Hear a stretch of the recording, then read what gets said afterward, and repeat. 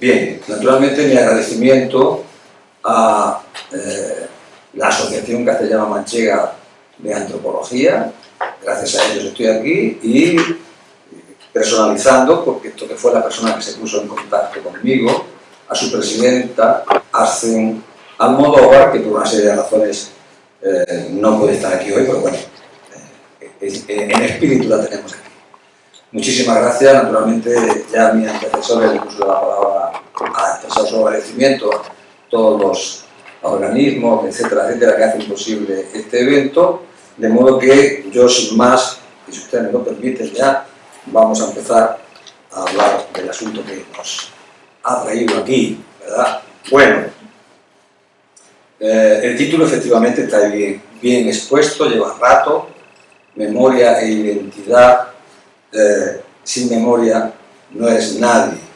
Bueno, quiero confesaros, perdón por el tuteo, quiero confesarles que el subtítulo es un poco, en fin, para atraer, ¿verdad? Aunque bueno, vamos a demostrar, o voy a tratar de demostrar, que encierra una grandísima verdad.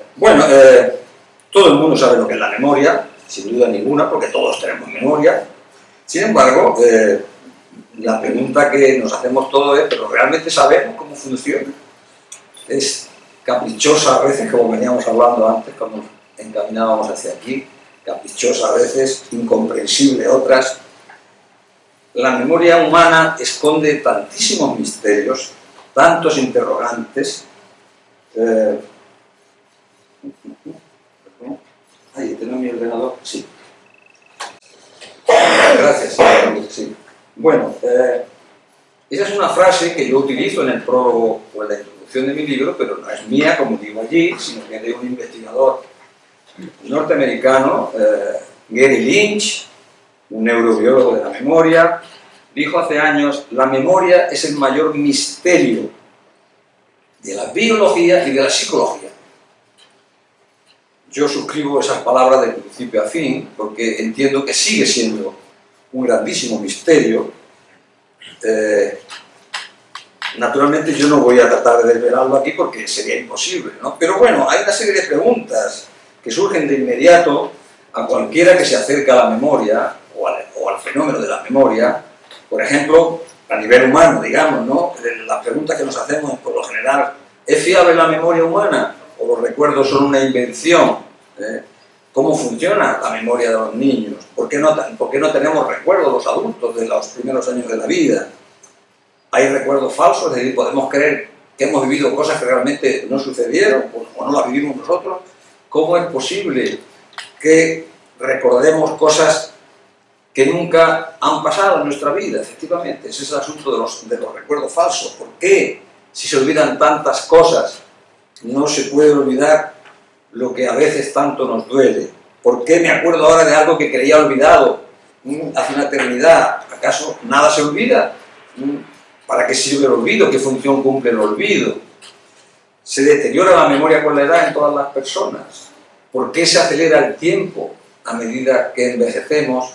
Etcétera, etcétera. En fin, todo esto son una serie de preguntas que, como yo adelanto en el libro, estas preguntas en realidad yo he tratado de darle respuesta, pero hay otras muchas preguntas para las que no tenemos respuestas todavía, que en mi opinión son las preguntas realmente básicas y fundamentales, ¿no? Por ejemplo, ¿cómo nuestro cerebro se las arregla, ¿no?, para retener ahí la vida entera de cada uno de nosotros, ¿no?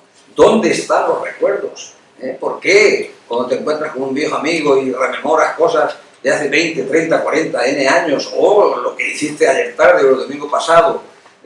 ¿Dónde está todo eso guardado? ¿Cómo se editan los recuerdos? ¿Cómo edita el cerebro los recuerdos? Es decir, ¿cómo transforma esos fenómenos bioeléctricos y bioquímicos? Los transforma de modo que nosotros le damos forma de relato, forma de narración, cómo los recordamos, etcétera, etcétera. Hay una serie de preguntas para las que todavía, ¿dónde están los recuerdos? Bueno, sabemos que están en redes cerebrales, pero tampoco sabemos, no hay ningún recuerdo en ningún lugar concreto del cerebro, etcétera, etcétera. Quiero decir, la memoria realmente como decía Gary Lynch hace unos años, es un misterio y sigue siendo un misterio, y yo creo que eso es una de las cosas que la hacen más atractiva. Bien, en mi opinión, y con todo mi respeto para todos los presentes, creo que seguimos desconociendo, aunque todos tengamos memoria, creo que todos seguimos desconociendo la memoria. Por eso yo creo que la memoria la podríamos tildar de esa gran desconocida, ¿no? Históricamente ha habido un sesgo a la hora de pensar en la memoria o de conceptualizar la memoria. Históricamente se ha considerado la memoria como un almacén, digamos, esta es la metáfora, digamos, más extendida. La memoria es una especie de almacén o un archivo donde, bueno, pues vamos guardando cosas tan pintorescas, por ejemplo, como las tablas de multiplicar, por ejemplo, que aprendíamos de memoria cuando estábamos en la escuela de niños, ¿no? O el nombre de los reyes godos. Algunas generaciones siempre ponen ese ejemplo, ¿no? O, bueno, el teorema de Pitágoras, el principio de Arquímedes, etcétera, etcétera.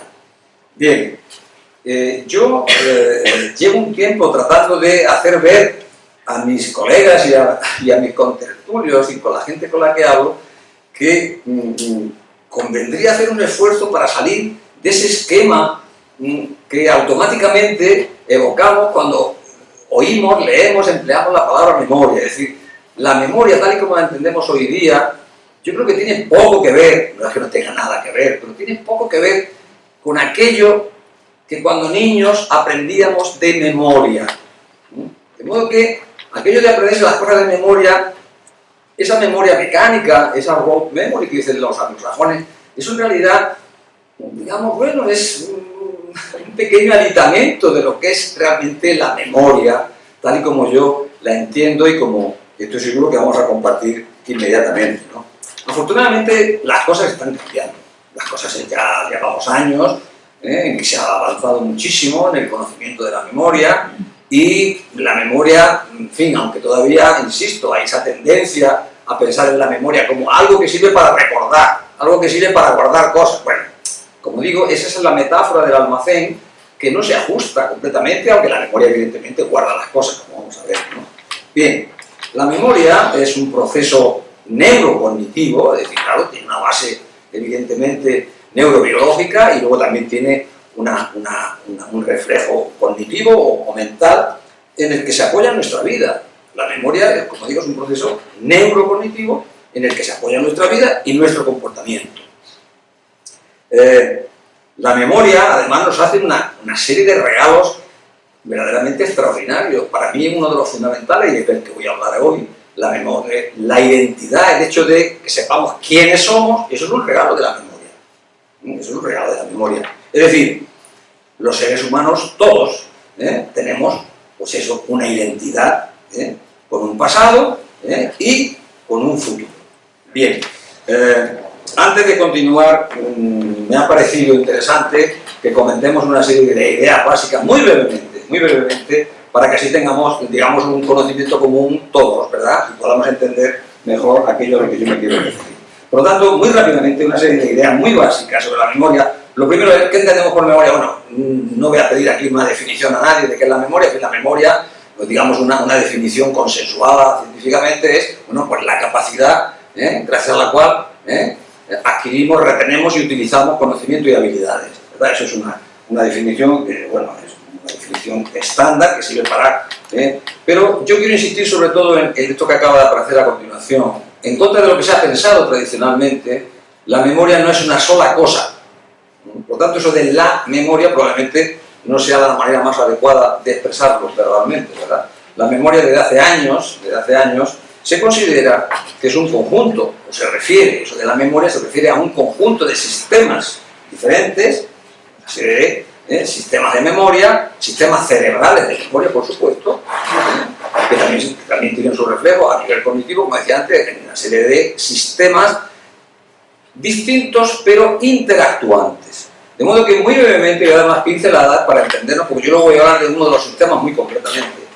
De modo que hay identificados una serie de sistemas, como digo, cerebrales y también cognitivos, que, digamos, hay una serie de la división o la distinción tradicional que se hacía y que todos conocemos de hace muchísimos años, memoria a corto plazo, memoria a largo plazo. Bien, bueno, eso es una distinción muy antigua. Dentro de lo que sería la memoria permanente, lo que es la memoria a largo plazo, se distingue una serie de sistemas, como digo, independientes, pero interactuantes por sus propias reglas cada uno, especializados sencillamente cada uno pues en procesar un tipo diferente de información. Así, grosso modo, los más importantes, en mi opinión, y que debemos tener en cuenta en este momento, de lo que son las memorias permanentes, la memoria a largo plazo, ¿verdad? Pues diríamos que hay tres grandes sistemas, hay alguno más, pero en este momento, en este contexto no es necesario mencionar alguno más. Me voy a referir concretamente a los tres grandes sistemas que más utilizamos en la vida cotidiana y de los que tenemos conciencia, pues, los seres humanos, ¿verdad? Entonces, dentro de esos tres grandes sistemas, empezando por el más arcaico, digamos el que primero emerge tanto a nivel ontogenético, es decir, a nivel individual en el desarrollo humano, como a nivel filogenético, es decir, a nivel de las especies, está lo que llamamos memoria procedimental, es una traducción del inglés, memoria procedimental, que es una memoria de acción, gracias a la cual pues adquirimos una serie de habilidades que mantenemos en nuestra memoria, ¿verdad? Es una memoria, gracias a esa memoria, por ejemplo, pues no sé, si aprendimos a montar en bicicleta cuando éramos pequeños, hace 10, 15, 20, 30 años, X años, pues ahora coge uno una bicicleta y aunque no haya montado todos los días en bicicleta, sabe montar en bicicleta. Eso también hay que caer en la cuenta, que en memoria también, evidentemente, ¿no? Pero cosas muchísimo más básicas, caminar y todo lo que hemos aprendido de habilidades motoras y cognitivas, por ejemplo, los niños pequeños que están aprendiendo a caminar, por ejemplo, eso, una vez que adquieren la habilidad motora, eso es memoria procedimental.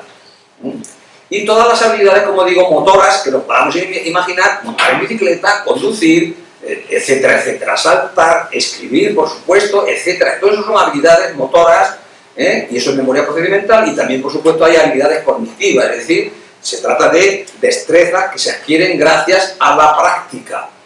Pero todo eso queda almacenado en ese sistema de memoria que se llama memoria procedimental.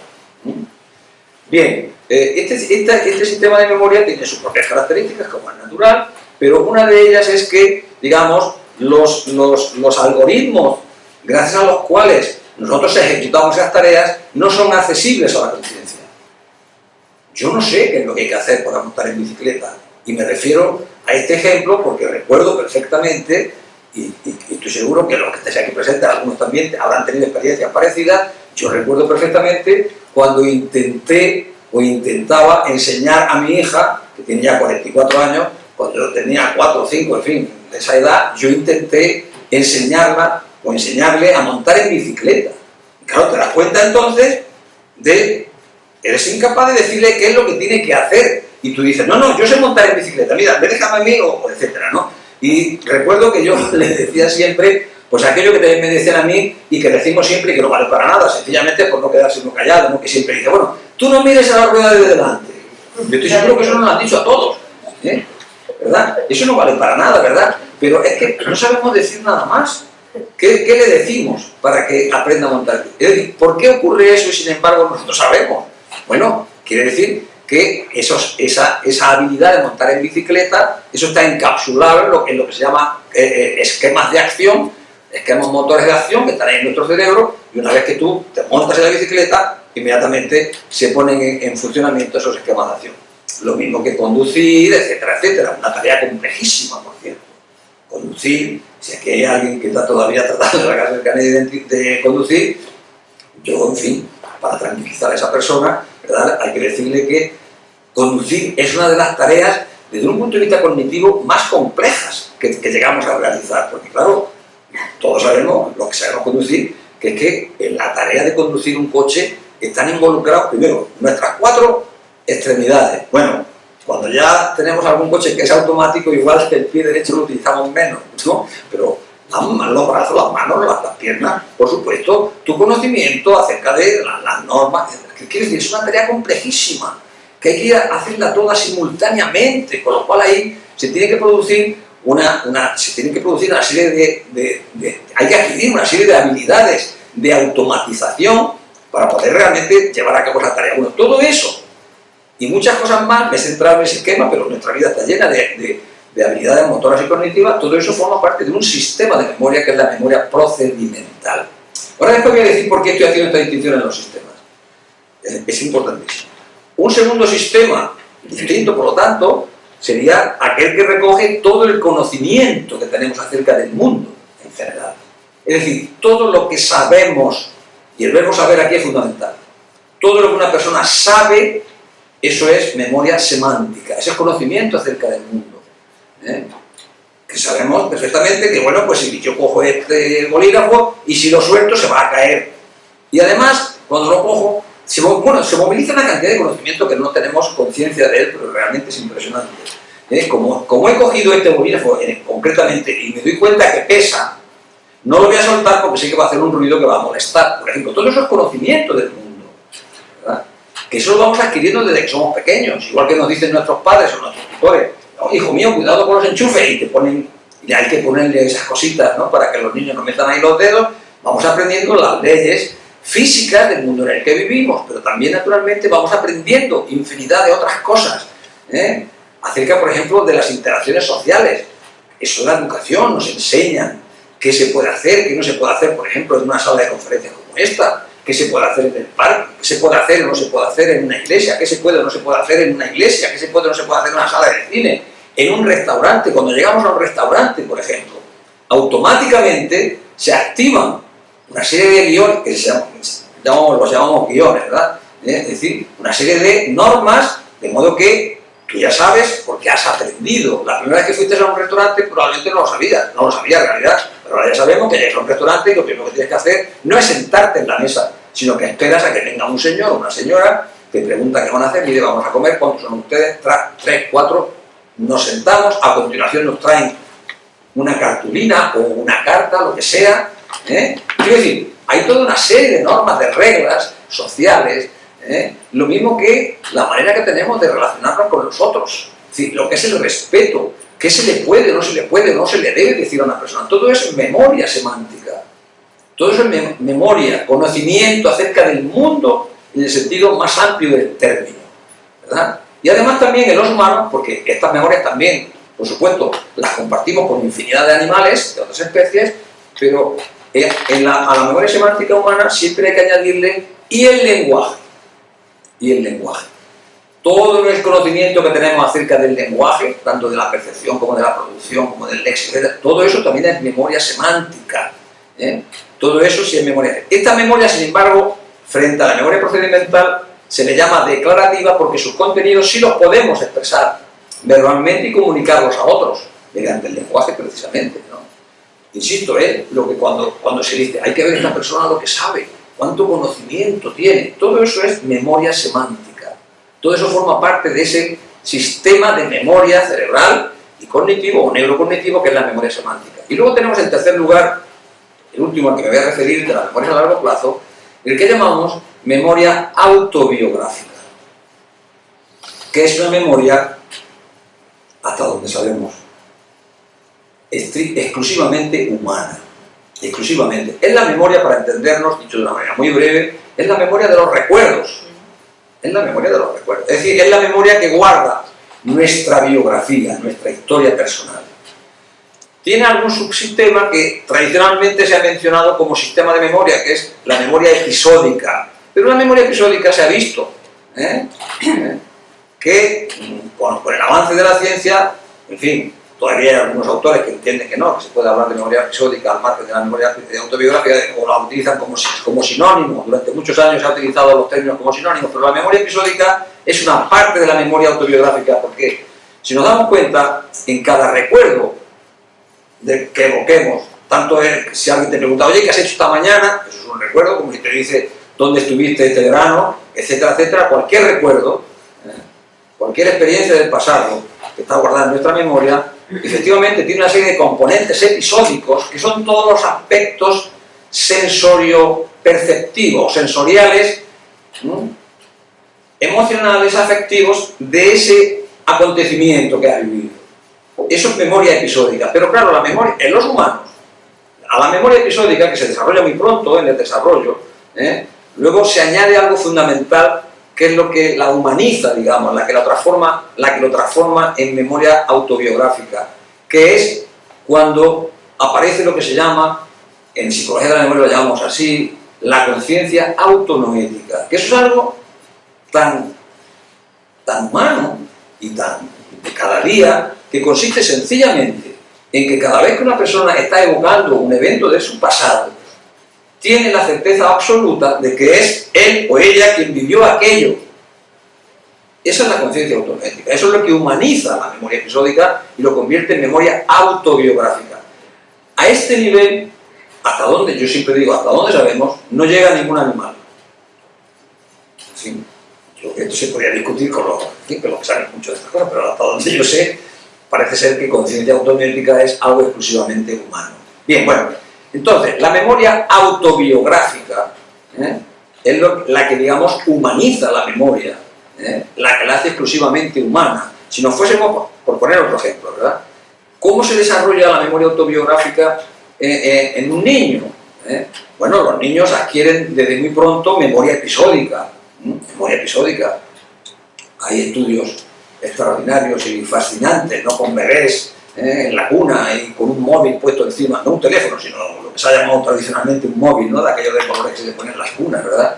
Y bueno, hay unos experimentos maravillosos, ¿no? De Robin Collier, una norteamericana con niños, con meses, etcétera, y tienen memoria episódica, y de hecho los niños van adquiriendo memoria episódica, ellos recuerdan cosas, pero hay un momento hacia los 3 años, más o menos 4, en que el niño, en el niño, como decimos en psicología de la memoria, ya se va a producir el encuentro entre su memoria, esa episódica, y el yo, su identidad, de la que no he hablado todavía hoy, ¿verdad? Y entonces, en el momento que se produce ese encuentro, el niño pequeño, por ejemplo, ya recuerda que ha estado, no solamente recuerda que ha estado en casa de los abuelos de visita, por ejemplo, o en el parque, sino que ha sido él o ella quien ha estado allí. Entonces, esa personalización, eso es lo que convierte a la memoria episódica, realmente en memoria autobiográfica.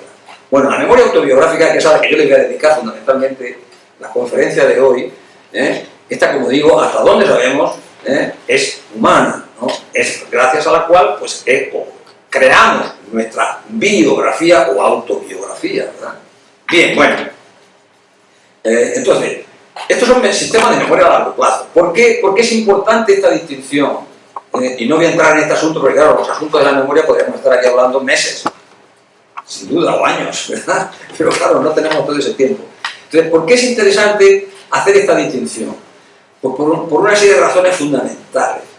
Vamos a ver, en el momento en que hay cualquier daño cerebral que afecta a las estructuras involucradas en la memoria, lo más probable es que se disocien estos sistemas. De hecho, en la amnesia humana, en la amnesia orgánica, la que está provocada por daños cerebrales, por ejemplo, en esos sistemas hipocampales, etc., es decir, que afectan a la memoria de las personas que sufren esos accidentes, y aparece lo que se llama la amnesia o el síndrome amnésico humano, es muy interesante comprobar que realmente un amnésico, aunque la palabra amnésico etimológicamente signifique sin memoria, realmente un amnésico o una persona que tenga síndrome amnésico no ha perdido toda la memoria, sino que ha perdido algún sistema.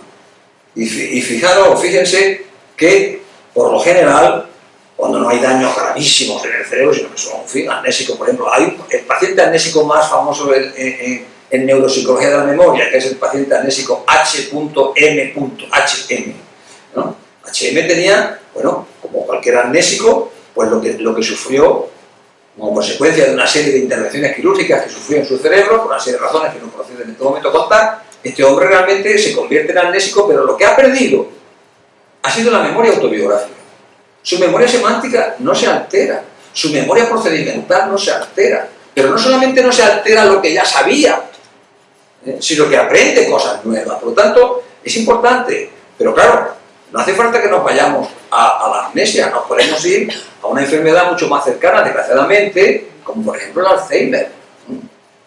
Cuando un paciente de Alzheimer, la enfermedad neurodegenerativa va avanzando, claro, se va a producir un deterioro progresivo, de entrada no pierde toda la memoria, ni muchísimo menos, le va a ir afectando primero, y primero va a ir afectando, como todos los daños cerebrales, van a ir afectando primero al último que yo he mencionado, porque es el último que se desarrolla. Va a ir primero afectando a su memoria autobiográfica, memoria episódica, después va a ir afectando, como la enfermedad continua, porque es neurodegenerativa, después va a ir afectando a su memoria semántica y por último va a afectar a su memoria procedimental.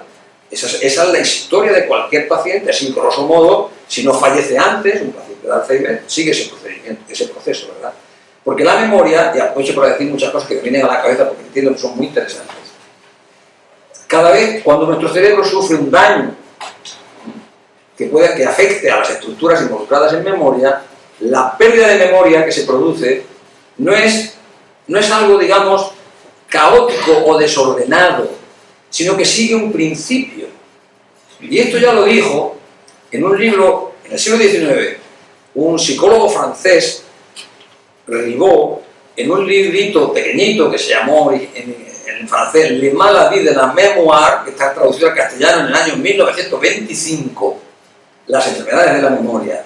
Ribot ya estableció lo que se conoce como la ley de Ribot, y es que algo que observamos y observa todo el mundo que ha vivido o que ha compartido la vida con sus abuelos, con personas mayores, y ha ido viendo cómo quizás han ido sufriendo algún tipo de deterioro de memoria, y entonces la gente muy sorprendida te dice a veces: mire doctor, pero si es que mi madre tiene una memoria, mire, no se acuerda de lo que ha hecho hoy, ni ha desayunado hoy, o lo que hizo ayer, y sin embargo se acuerda de lo que hacía cuando era pequeñita. Y entonces hay que decirle siempre: sí, la entiendo muy bien, pero mire, eso es precisamente lo esperable.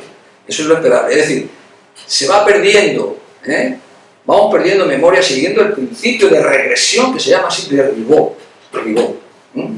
La explicación está en los procesos de consolidación, en los que no voy a entrar en este momento, ¿verdad? Pero esto fue siempre un misterio. Ribot no supo explicar por qué en aquellos años, en el siglo XIX, pero hoy día se da una explicación apelando precisamente a que lo más antiguo está más consolidado que lo más nuevo, y entonces, pues claro, se va perdiendo, digamos, desde lo más nuevo, lo más fresco, digamos, a lo más antiguo, más duro, más endurecido, más consolidado, etcétera, etcétera. Bien, bueno, en fin, por ahí podríamos estar hablando de muchísimas cosas, pero quiero retomar el hilo, porque aquí lo que tenemos que hablar es de la memoria autobiográfica. Bien, he señalado, por lo tanto, esta distinción entre los sistemas de memoria a largo plazo.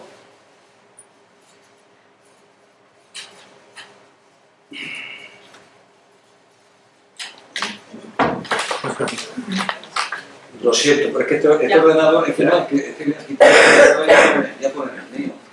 Claro, es que esto... Ya está, ya está. Vale. Bueno, lo siento, esto no estaba previsto, pero bueno, yo tengo mi ordenador aquí detrás. Bien, bueno, retomando, ya sabemos por lo tanto que hay una serie de sistemas de memoria a largo plazo. No he hablado de la memoria a corto plazo o memoria operativa. Si después en el coloquio alguien quiere, naturalmente podemos hablar, pero vamos a centrarnos en lo que es ya la memoria autobiográfica. Porque claro, cuando yo he titulado esta conferencia Memoria e Identidad, estaba pensando de una manera casi exclusiva, no exclusiva, ¿verdad? Porque los sistemas son interactuantes, pero bueno, de una manera casi exclusiva, cuando digo aquí nuestra memoria y nuestra vida son inseparables, estoy naturalmente aludiendo sobre todo a ese sistema de memoria a largo plazo, es decir, ese sistema donde está la historia de nuestra vida, porque realmente es así, ahí está la historia de nuestra vida. Nuestra memoria y nuestra vida son inseparables, es decir, entre la memoria y la vida, y esa es la tesis de este libro, de la memoria y la vida, por eso se llama así, entre la memoria y la vida se establece una simbiosis perfecta, una simbiosis perfecta, de modo que cuando alguien dice mi vida, o la vida, o dice ahí nuestra vida, ¿qué es eso cuando alguien, o cuando cada uno de nosotros en algún momento decimos, no, es que yo en mi vida, o en mi vida, etcétera? Cuando alguien hace referencia a su vida, en realidad, eso de su vida o nuestra vida, eso hay que caer en la cuenta de que es una narración, es una historia que vamos construyendo cada día en el territorio de nuestra memoria.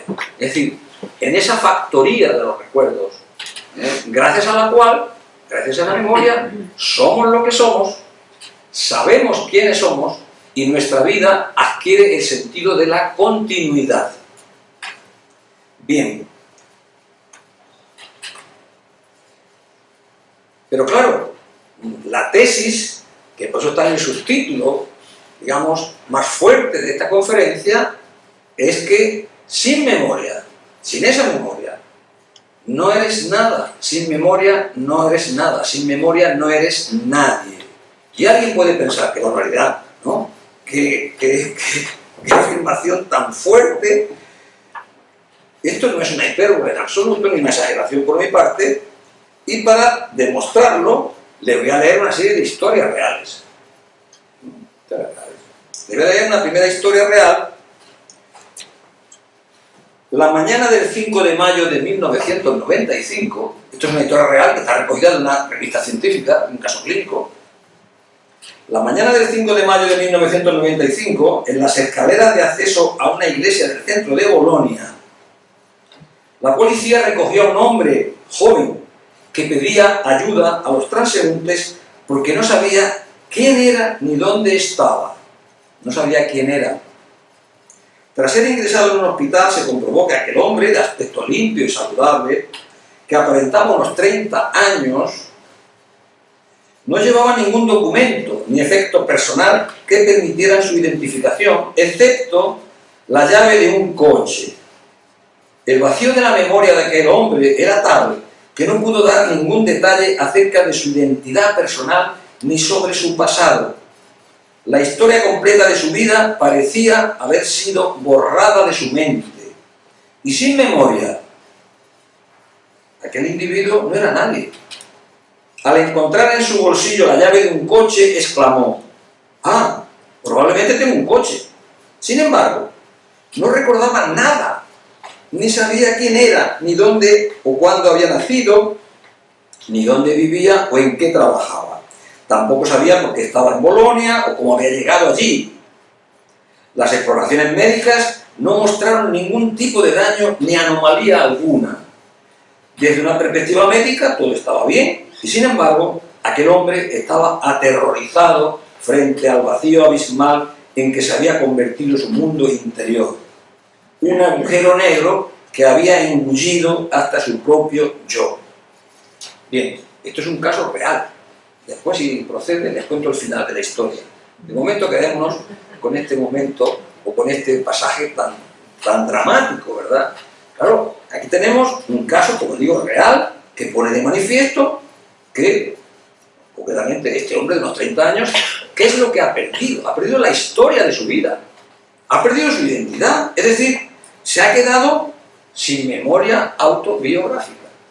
Ha perdido esas cualidades, ¿no?, gracias a las cuales sabemos quiénes somos, es decir, la identidad. Insisto, esto es un caso real. Bien, bueno, este es un caso de amnesia psicógena, no es un caso de amnesia orgánica. Son relativamente frecuentes estas amnesias, ¿eh? Y sobre todo en los tiempos de posguerra hay muchísimos casos de estos. Bien, no hay daños aparentemente directos que se puedan observar con la tecnología actual, de modo que este es un tipo de amnesia que se llama, como digo, amnesia psicógena o no orgánica, ¿eh? Es un tipo de amnesia reversible, es decir, que tiene una duración limitada por lo general. Los casos que se conocen, en fin, este caso concreto del hombre de Bolonia, según el informe, pues le duró esta amnesia unos 4 o 5 días. Es un tipo de amnesia que se inicia de una manera realmente muy sorprendente. Aparece primero lo que se llama un estado de fuga, porque literalmente la persona se fuga, se escapa de donde está. Este hombre, según la historia, estaba en su casa viendo la televisión. Entonces sale de su casa, coge un coche, se va, coge un tren, él no sabe qué es lo que está haciendo, y está en ese estado de fuga, errando, por un tiempo que también es limitado y que puede ir desde horas a unos pocos días, ¿verdad? Y en un momento determinado, sale, digamos, de ese estado y toma conciencia que es el inicio de la historia que he leído, ¿verdad? Como este hombre entonces se da cuenta, hasta entonces no tenía conciencia de lo que estaba haciendo, porque lo que ocurre durante el estado de fuga es irrecuperable, luego no lo recupera ningún paciente. No sabemos qué ocurre en la memoria, pero por las evidencias pues parece ser que no queda registrado. Entonces, como digo, en el estado de fuga, en un momento determinado, toman conciencia de que están en un lugar al que no saben cómo han llegado, pero no solamente eso, sino como decíamos y como hemos visto, ha perdido la identidad. Ha perdido la identidad. No sabe quién es. Ni nada relacionado con su persona. Y, bueno, en esa fase de amnesia como tal, porque esa es la fase de amnesia como tal, eso también, según la literatura científica, puede durar desde pocos días, bueno, puede durar desde unas horas, pocos días, algún mes, y algunos casos descritos y recogidos de la literatura científica, años. Por ejemplo, yo aquí tengo recogido otro caso que hasta donde llega mi conocimiento no ha recuperado todavía, no ha salido, no se ha recuperado de esa amnesia. El 2 de junio de 2003, alrededor de las 7 de la mañana, Douglas Bruce, un hombre de 35 años, se da cuenta de que está en un vagón del metro de Nueva York. No sabe a dónde va, ni de dónde viene, ni tampoco sabe quién es. Este es otro caso real de amnesia disociativa de tipo, psicógena. El caso real, un caso real de un hombre que pierde todo el contenido de su memoria autobiográfica. Es decir, el caso real de una persona que de pronto, pues eso, se queda sin pasado, se queda sin historia, se queda sin identidad. Fijaros, este hombre dio la casualidad de que tenía un amigo que era director de cine.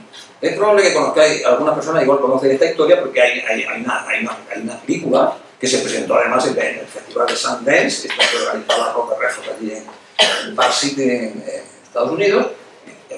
Entonces, este amigo, director de cine, que está en Inglaterra, él está en Estados Unidos, se entera, va a Nueva York, se ponen de acuerdo y rueda una película que se llama Hombre Blanco No Identificado. Es el título. Bien, bueno, lo interesante es que, claro, una vez que están en ese estado de amnesia, es decir, que han perdido esa amnesia retrógrada, es decir, han perdido el pasado autobiográfico, naturalmente, si esto se prolonga durante días, meses, etc., la memoria no está dañada, la memoria empieza otra vez a funcionar, la memoria autobiográfica, y empieza de nuevo a guardar historias que le van a ir permitiendo construir otra identidad y otra biografía, evidentemente, ¿verdad? Bueno, entonces, a los pocos meses, o una serie de semanas después de haber perdido su pasado, fijaros, este hombre lo que dice él. Lo primero que veo, contando es que recuerda la historia.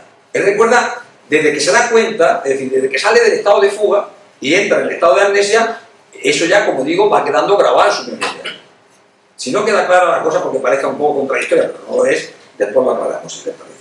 Bien, entonces él, a las pocas semanas, le cuenta al amigo que está haciendo la película. Está grabado, tal cual, lo dice así. Dice, lo primero que yo veo, desde el vagón del metro en el que iba sentado, es un lugar en el que no recordaba haber estado nunca en absoluto. Jamás. Lo que veo son unos bloques de pisos modestos, unos antiguos y deteriorados edificios de hormigón, y apenas si había gente en el metro. Lo cual también me produjo gran desasosiego. Hago un pequeño paréntesis. Fíjense en que su memoria semántica está funcionando perfectamente. Es decir, él entiende lo que está ocurriendo en el mundo perfectamente. Y su memoria procedimental, por lo tanto, veis, la disociación ha perdido la memoria autobiográfica, pero el resto de los sistemas están funcionando. Pero dice, lo cual también me produjo gran desasosiego. Además, no sabía dónde iba. De modo que de repente pensé, ¿de dónde he salido? Estás en un lugar donde no puedes orientarte, no conoces nada. Es aterrador, es sencillamente aterrador. Intenta recordar qué puedes haber estado haciendo, o dónde cenaste la noche anterior, o qué estabas haciendo, o qué... y no te acuerdas de nada. Tratas de aferrarte a algo, es un poco como estar a ciegas e ir a tientas. guiándote por el tacto e intentar encontrar algo a lo que agarrarte, pero sin conseguirlo. Total, que bueno, el hombre se baja del metro y se va a la policía, por lo tanto, veis, su memoria semántica y su conocimiento del mundo está funcionando perfectamente. Él sabe que en un estado de esto de emergencia, que no sabe, él va a la policía, ¿no? Y le dice a la policía, sí, le podemos ayudar, y dice, sí, no sé quién soy, ¿no? No sé quién soy, le dice. Y bueno, pues la policía, en fin, hace toda una serie de averiguaciones, viendo que tampoco pueden averiguar quién es, lo llevan a un hospital, y concretamente a la base psiquiátrica del hospital de Coney Island, según cuenta aquí la historia, ¿no?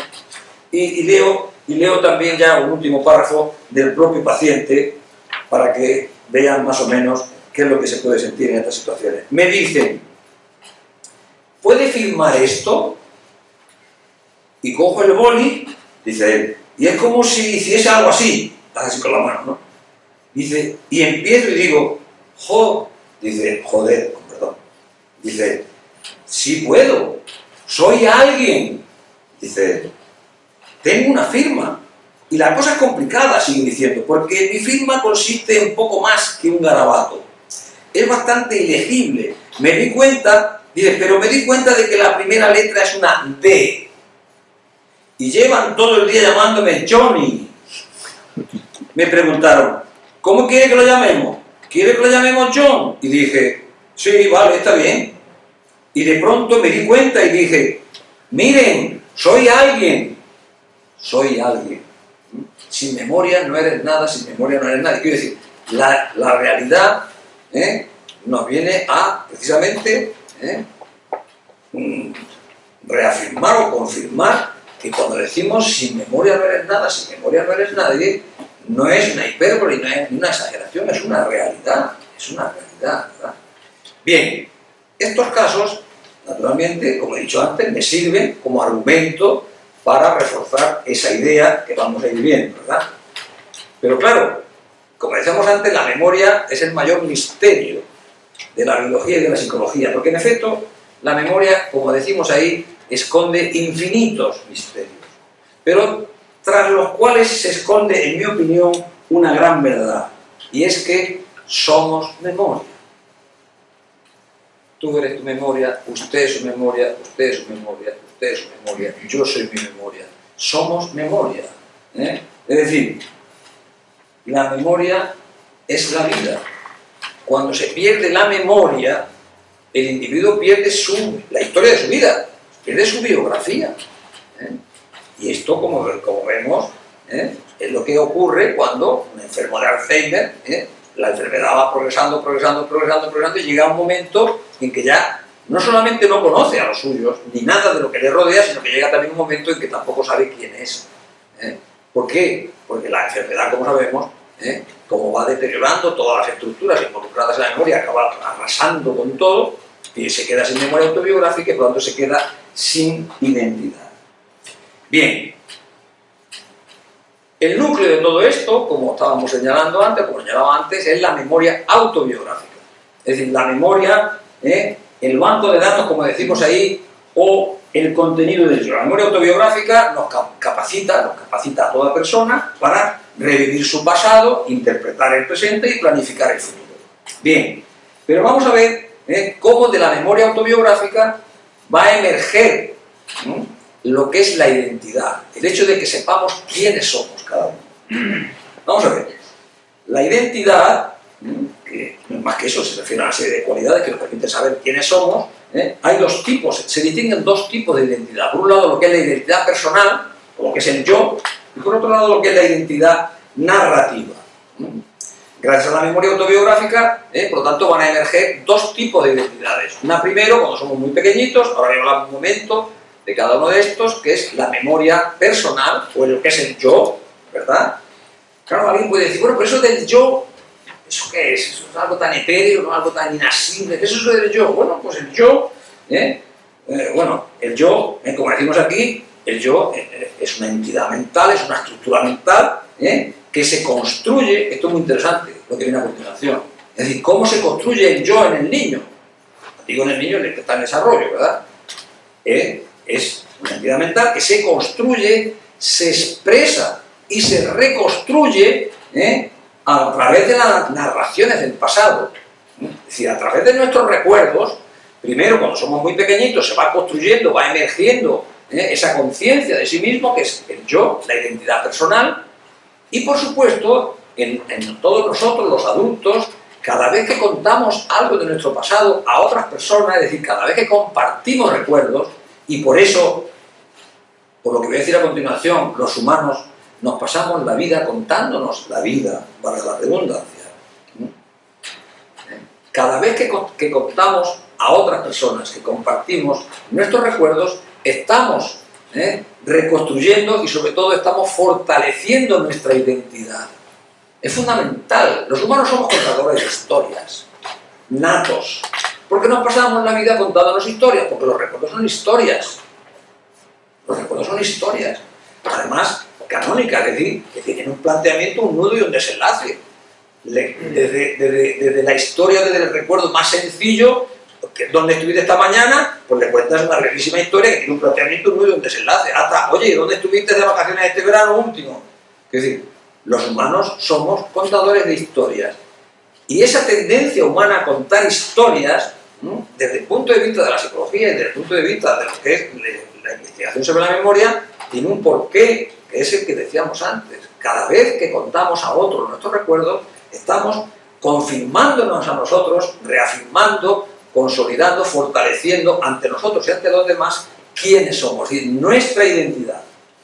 Bien, pero esta, como decíamos, es la identidad personal. De ahí que, claro, si el yo, esa propiedad que nos permite personalizar las experiencias propias, gracias a ese yo, podemos, y gracias a que lo que evocamos, lo que viene es a confirmar ese yo, entonces podemos afirmar que en el fondo, los humanos, ¿qué somos? Somos lo que recordamos. Ese es el subtítulo del libro, somos lo que recordamos. Bien, pero por otro lado, hay otro tipo de identidad, que es lo que se llama la identidad narrativa, también se llama la identidad biográfica, algunos autores incluso lo llaman también la identidad histórica a nivel individual. La identidad narrativa es una historia de vida. La identidad narrativa es una historia de vida que se internaliza, es decir, es una narración, es una historia, que es la que da sentido y unidad a la propia vida. Y suele desarrollarse, o terminar de desarrollarse, porque se está desarrollando desde los primeros años de la vida, y se sigue desarrollando a lo largo de toda la vida, pero en fin, donde ya, digamos, adquiere una identidad propia como identidad narrativa, es más o menos hacia el final de la adolescencia y comienzos de la juventud. Esa edad más o menos los investigadores sitúan ahí, la emergencia toma forma, como decimos ahí, como historia de vida hacia el final de la adolescencia. Todos tenemos una historia de vida. Los adultos todos tenemos una historia de vida. A partir de esas edades, al final de la adolescencia, principio de la juventud, ya tenemos una historia de vida. Les voy a leer un ejemplo de historia de vida. Que no tiene que ser una biografía de 500 páginas o una autobiografía de 300 páginas, no. Puede ser, como ahora vamos a ver, media página, es decir, lo que es una historia de vida, 144 por segundo, por favor, que les voy a leer una historia de vida real.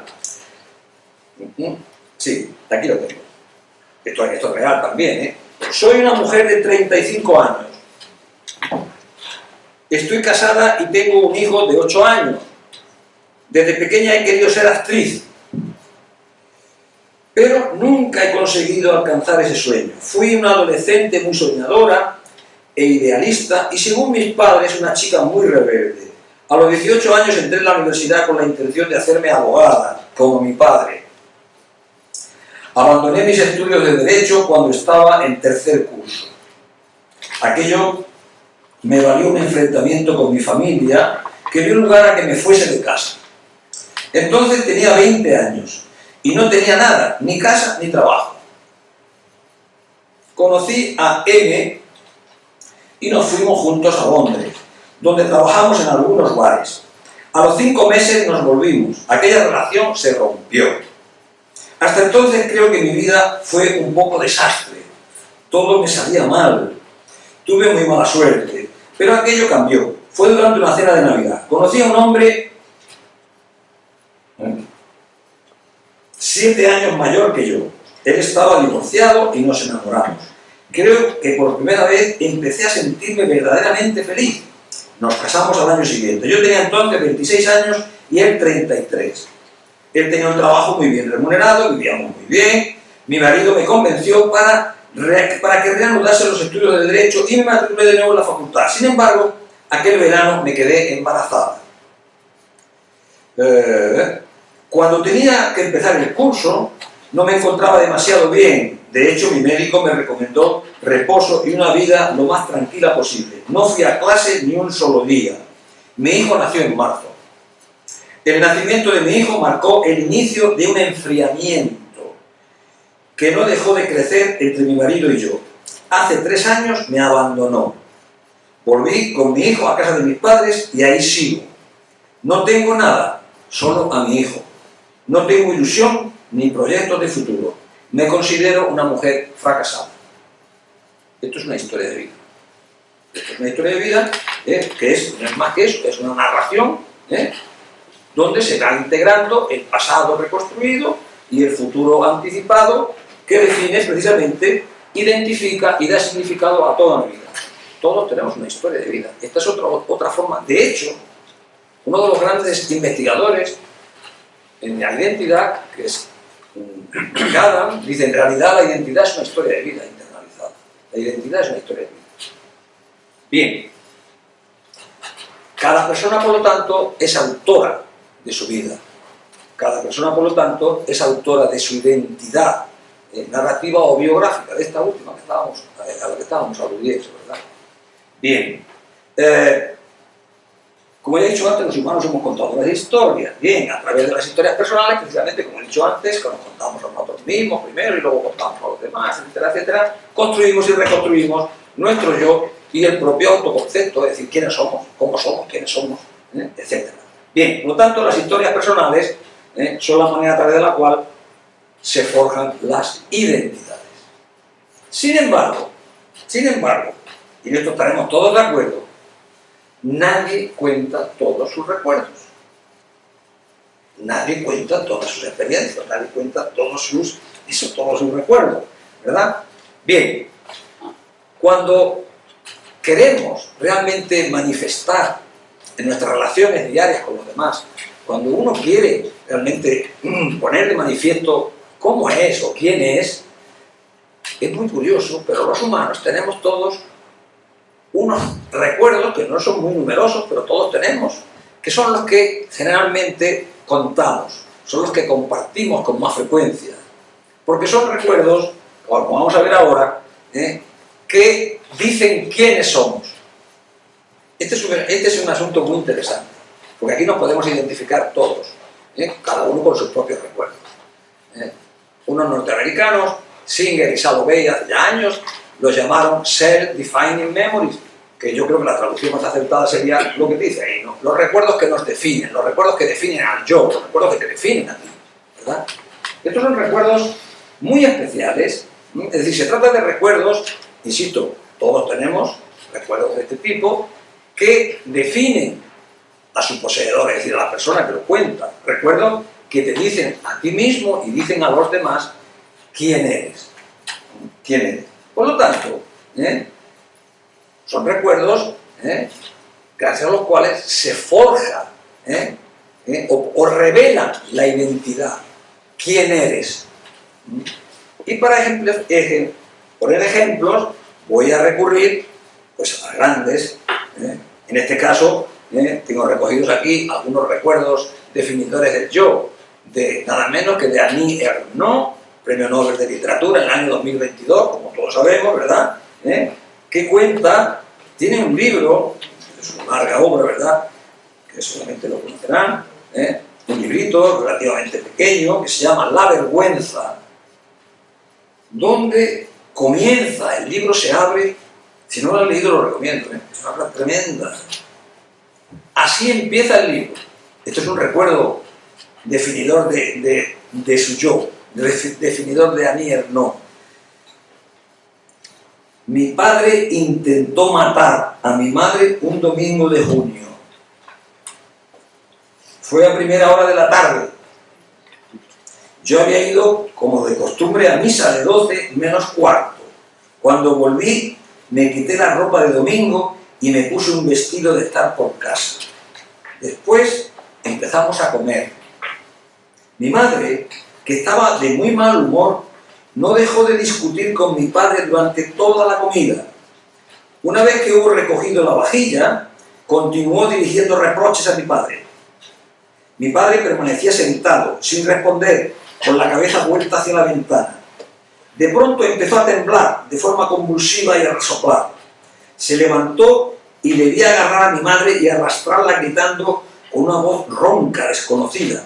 Corrí al piso de arriba, me tiré encima de mi cama y metí la cabeza debajo de la almohada. Después oí a mi madre dar alaridos. ¡Hija! Corrí escaleras abajo gritando ¡socorro! Con todas mis fuerzas. En la bodega mal iluminada pude ver cómo mi padre agarraba con una mano a mi madre, no sé si por los hombros o por el cuello, y cómo en la otra tenía el hacha para cortar leña. Lo único que recuerdo de aquella escena son los sollozos y los gritos. En la siguiente escena nos encontramos otra vez los tres en la cocina. Después nos fuimos los tres a pasear en bicicleta. Nunca más se volvió a hablar del asunto. Aquello ocurrió el 15 de junio de 1952, la primera fecha concreta de mi infancia. Bien, este recuerdo, según cuenta ella, porque es autobiográfico todo esto, dice que le ha hecho tener toda su vida un sentimiento de vergüenza, de indignidad, que no la ha podido superar jamás. No la ha podido superar jamás. Y entonces ella entiende que esta experiencia, esta vivencia terrible, definió en modo, esculpió un poco su identidad. Pero voy a leer otro recuerdo, mucho más amable, de un señor de más de 80 años, cuando tuvimos esta confesión, en un estudio que hicimos precisamente sobre los recuerdos estos que nos definen con personas de edad avanzada, con personas mayores. Y entonces, lo que le decíamos, mire, imagine usted que se va a escribir una biografía de su vida. Y entonces nosotros lo que creemos es que, y le vamos a dar para eso una semana, para que lo piense y lo escriba, etcétera, etcétera, piense usted qué episodios de su vida, es decir, qué recuerdos personales suyos no podrían faltar en esa biografía de su vida. Entonces, como le decía, usted lo piensa durante una semana, si quiere luego nos lo cuenta o si quiere lo escribe, ¿verdad? Bueno, pues entonces uno de los participantes, que como decía, es un señor que había nacido en 1926, cuando nosotros hicimos el estudio, tenía 81 años, escribió lo siguiente. Mi padre murió cuando yo tenía 14 años, era de nació en el 26, por tanto más o menos en 1940. Su muerte nos dejó destrozados. Mi familia era humilde y podíamos comer y vivir gracias al trabajo de mi padre. Éramos 5 hermanos y yo era el mayor. Al faltar mi padre nos quedamos sin nada y pasamos por muchísimas dificultades de todo tipo, sobre todo hambre y frío. Entonces mi madre se puso a servir en una casa, pero por lo poco que ella ganaba no podíamos vivir. Así que yo dejé la escuela y entré de mancebo en una tienda de ultramarinos. Allí se vendían toda clase de alimentos, garbanzos, lentejas, habichuelas, latas de conserva, bacalao, sardinas, arenques, pimentón, morcillas, chorizo, salchichón, aceite de oliva y muchas más cosas. Yo era muy obediente y trabajador, y el dueño enseguida me cogió cariño. No ganaba mucho, pero el dueño me daba todos los días algo para llevarlo a mi casa. Por las tardes se iba a tomar café y yo me quedaba solo, muy orgulloso, al frente de la tienda. Y había días en que volvía a casa a la hora de cerrar. Sin embargo, yo jamás me llevé nada ni cogí dinero, ni un céntimo, a pesar de la falta que hacía en mi casa. Y lo podía haber hecho, pero no lo hice. Mis padres me enseñaron a ser honrado y jamás en mi vida he cogido nada que no fuera mío. a cualquiera que nos digan esto, que nos cuenten esto, que leamos esto, inmediatamente, automáticamente, ya tenemos una idea de cómo es este hombre, ¿verdad? Este es un ejemplo magnífico de lo que es un recuerdo de estos que te definen, es decir, que le dicen a los demás cómo eres tú, ¿verdad? Entonces, bueno, estos recuerdos que, como decía antes, todos tenemos algunos y que son, digamos, los que siempre están accesibles, es decir, los que podemos recuperar con más facilidad, porque son los que más contamos, son muy interesantes de tener en cuenta, insisto, porque nuestra identidad están fortaleciendo permanentemente quiénes somos y sobre todo se lo están diciendo a los demás. Así soy, así quiero que sepas cómo soy cuando contamos estas historias. Bien, por lo tanto, estos recuerdos definidores del yo, estos self-defining memories, son aquellos, podríamos decir, como se plantea ahí en la pantalla, son aquellos que giran, pues eso, en torno a la identidad, a lo que es el autoconcepto, es decir, el propio concepto que tenemos de nosotros mismos, a la esencia de nuestra personalidad, a los rasgos, valores, creencias que nos definen e identifican como personas distintas y únicas, porque todos somos distintos y únicos. De modo que todos tenemos una historia de vida, todos tenemos infinidad de recuerdos, pero nunca contamos todos los recuerdos. Es más, nosotros mismos entendemos que todos nuestros recuerdos no deberían jamás entrar en una hipotética historia de nuestra vida, sino solamente ¿cuáles? Los llamados estos self-defined, los que nos definen, porque son realmente los que le dan significado a nuestra vida, los que dan significado y definen quiénes somos y cómo somos. Bueno, entonces, resumiendo, y ahora pasamos al coloquio, que es lo que más me interesa, que intercambiemos aquí ideas. Yo he tratado de ser breve, me gustaría haber sido más breve todavía, ¿no? En resumen, por un lado, lo que ya hemos dicho, somos lo que recordamos, es mi opinión. Es decir, a través de los recuerdos, ya lo hemos dicho antes, nos identificamos a nosotros mismos y algo fundamental en la vida de toda persona, mantenemos la continuidad de nuestro yo. Es decir, el sentido de que somos alguien a través del tiempo es fundamental. El mantenimiento de la identidad a través del tiempo, cuando se pierde, hay casos de alcoholismo crónico, por ejemplo. En algunos alcohólicos crónicos hay rupturas, se rompe, digamos, el hilo de la vida y hay apagones que llaman, ¿verdad? En esos contextos, de modo que se rompe la continuidad de la vida. Cualquiera de nosotros, aunque uno no pueda contar todo lo que he ido haciendo desde que tenía 3 años más o menos, que es cuando empezamos a tener recuerdos, ¿verdad? Uno no tiene que recordar lo que hizo a los 3, 4, 5, 6, 7, 8, todos los años, pero aunque contemos recuerdos de nuestra niñez, de nuestra adolescencia, de nuestra primera juventud, de nuestra madurez, vemos que hay una continuidad. Bien, esa continuidad es fundamental para la vida. Esa continuidad se mantiene gracias precisamente a los recuerdos. Por eso yo digo, y está sacado del libro, lo que pone ahí, gracias a mi memoria, yo sé que soy una persona con una historia. Gracias a mi memoria sé que tengo un pasado. Gracias a mi memoria sé que tengo una vida. Y gracias a mi memoria sé quién soy. Por lo tanto, nuestra memoria es lo que da sentido a nuestra existencia. Muchas gracias.